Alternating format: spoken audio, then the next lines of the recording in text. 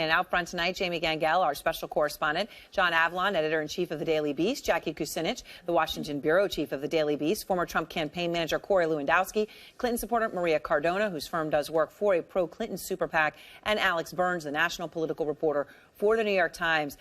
Thanks to all. Let me start with you, Alex. Polls tightening. And by the way, on our poll of polls, which we like to look at as opposed to any individual poll, obviously individual poll, you now have one where she's up by just one. But from 5 points to 3 in just one night. That is a very, very quick tightening here.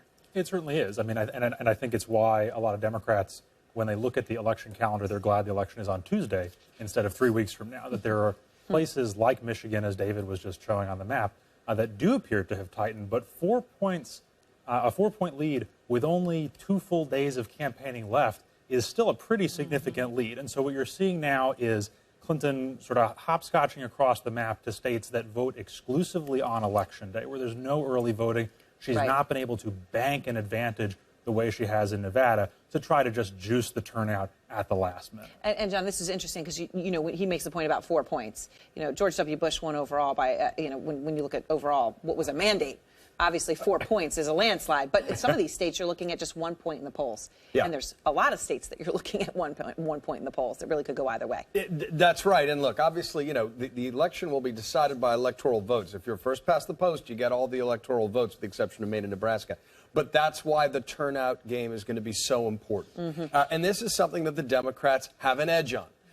You know, the Hillary Clinton's campaign, their campaign manager, Robbie Mook, they specialize in get-out-the-vote efforts and organization. That has not been Donald Trump's strength. His strength has been galvanizing a movement through the power of earned media. The question is whether that will translate on Election Day. That's the real thing to watch. Does organization beat inspiration?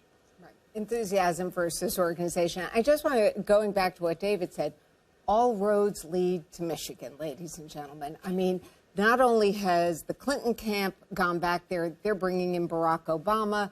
Bill Clinton is there tomorrow.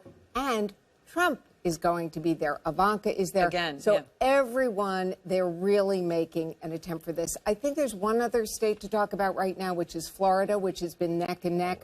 We are seeing the Hispanic vote lead going for her.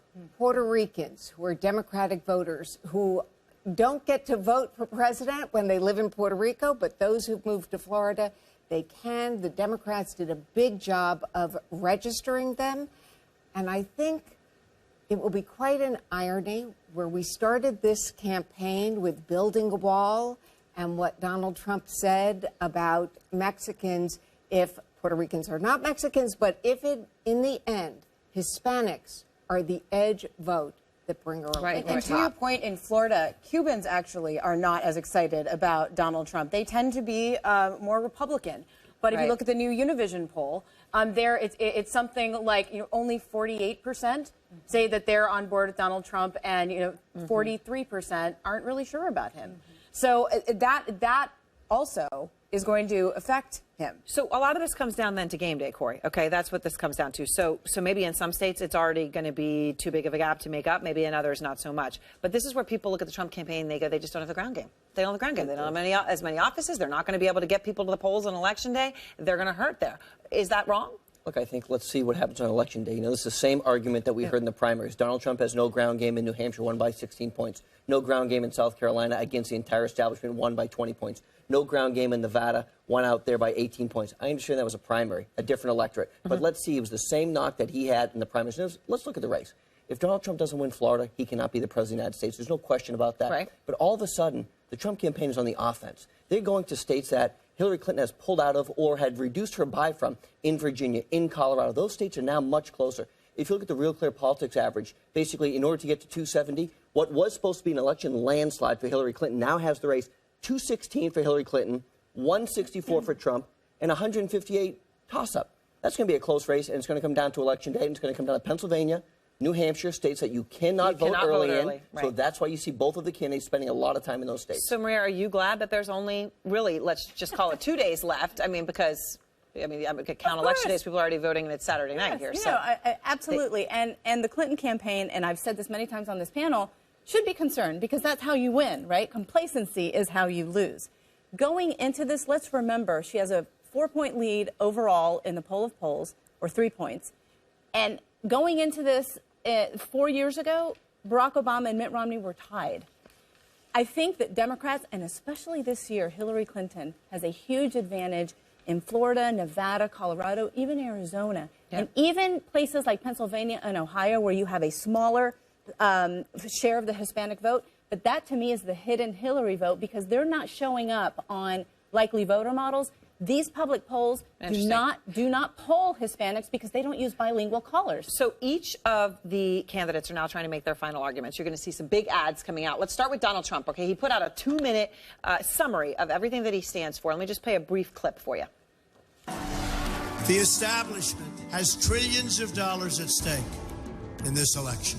For those who control the levers of power in Washington and for the global special interest, they partner with these people that don't have your good in mind. The political establishment that is trying to stop us is the same group responsible for our disastrous trade deals. Effective? I mean, that is boiling down what has been the most effective and successful part of his argument. Exactly, and that's probably why they did it. But it doesn't take away all the other things that have happened over the course of this election.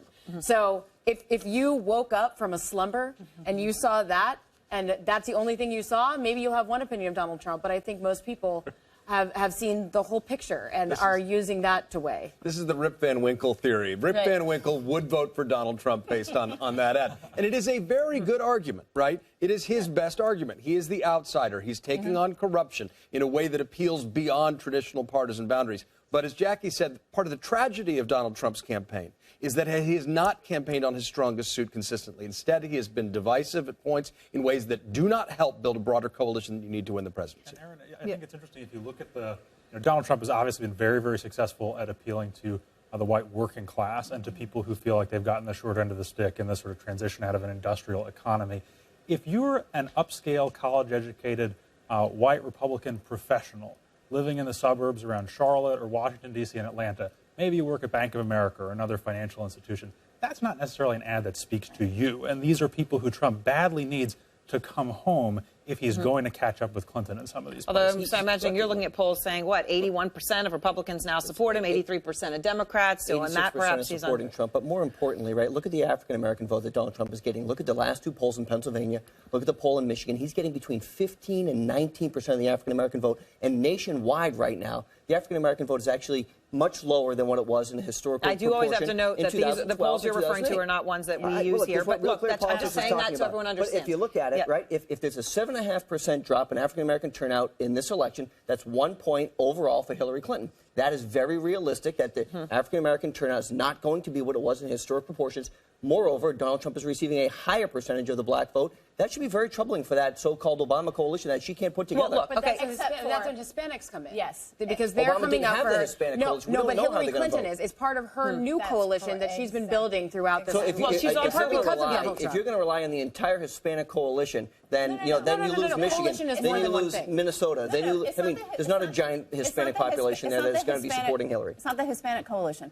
It's the new Hillary coalition, which will include high numbers of the African-American vote. Maybe not the numbers that Obama got, but come on.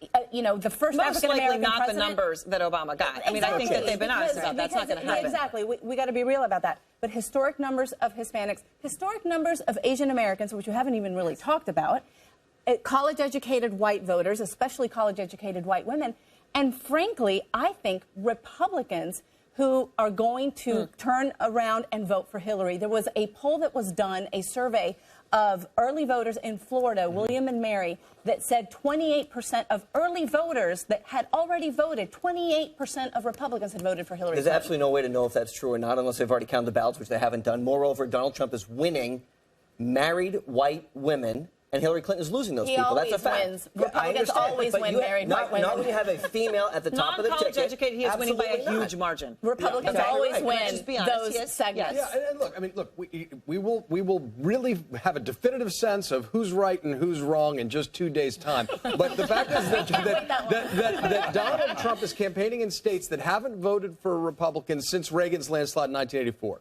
That either is incredibly bold, audacious, shock the world, brilliant, or it's really, really odd and is going to look foolish in 2 days' time. Because let's also not forget, because of the percentage of Hispanics in some Western states, Donald Trump is playing defense in states usually Republicans don't need to worry about. And that's one of the things that makes these final hours so fascinating. So important, and of course show that strategy has to change somehow. Yeah. Either going to be a huge mistake or genius. Thanks to all, but of course you're staying with me.